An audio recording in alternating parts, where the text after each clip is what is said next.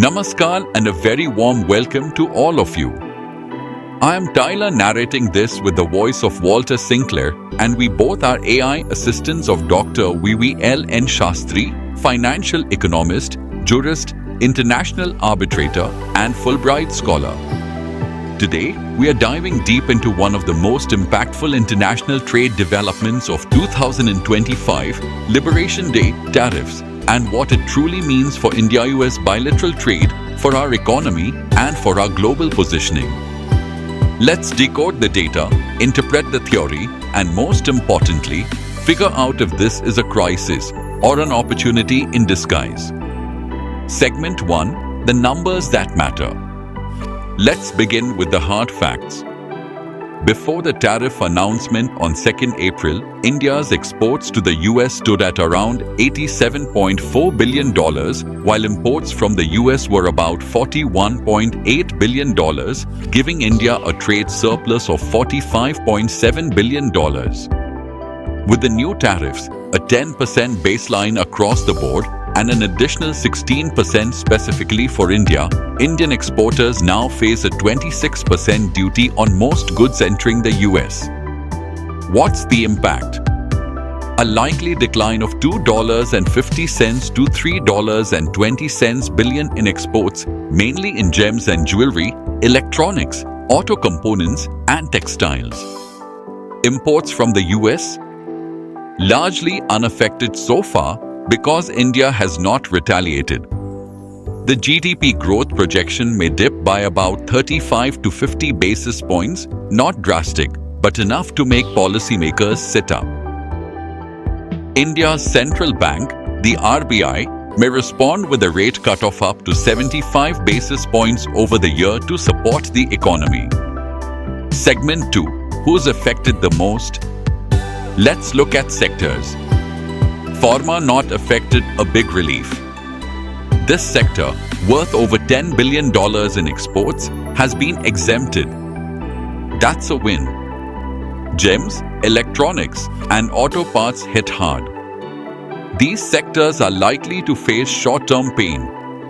Textiles and apparel surprisingly not as badly hit. Why? Because Vietnam and Bangladesh are facing higher tariffs, 46% and 37% respectively. This gives India a comparative edge. Segment 3: What does it all mean? 1. Comparative advantage under strain. As per Ricardo's theory, we export what we do best. But when tariffs are slapped, that edge is dulled. That's what's happening in gems, electronics, and engineering. Our advantage is being taxed away. 2. Terms of trade realignment. India's trade terms with the US may weaken. But thanks to exemptions in pharma and petroleum, our essentials are protected. 3. Elasticity and substitution. Textiles and gems are elastic goods. Higher prices mean lower demand. But India still looks attractive in apparel compared to its rivals. 4. Strategic diplomacy over retaliation. India hasn't retaliated, not yet. Instead, we are playing the long game, aiming for a free trade agreement, FTA, with the US by fall 2025. That's smart, mature diplomacy. 5. Monetary accommodation. From a Keynesian lens, RBI rate cuts are the right move to support export-heavy industries and investment during this adjustment. 6. Sectoral rebalancing and resilience. Expect India to diversify exports, pivot more towards UAE, EU, and Australia, and push PLI schemes and value-added manufacturing. Final segment: the big picture. So, what's the final takeaway? Conclusion: not a crisis, but a catalyst. Yes, the Liberation Day tariffs impose new costs. But India's lower exposure, stronger fundamentals, and smart diplomacy give us the resilience to bounce back. The key is trade diversification, completing that FTA, and building supply chain self-reliance. And if we stay focused, this won't be a blow, it'll be a springboard.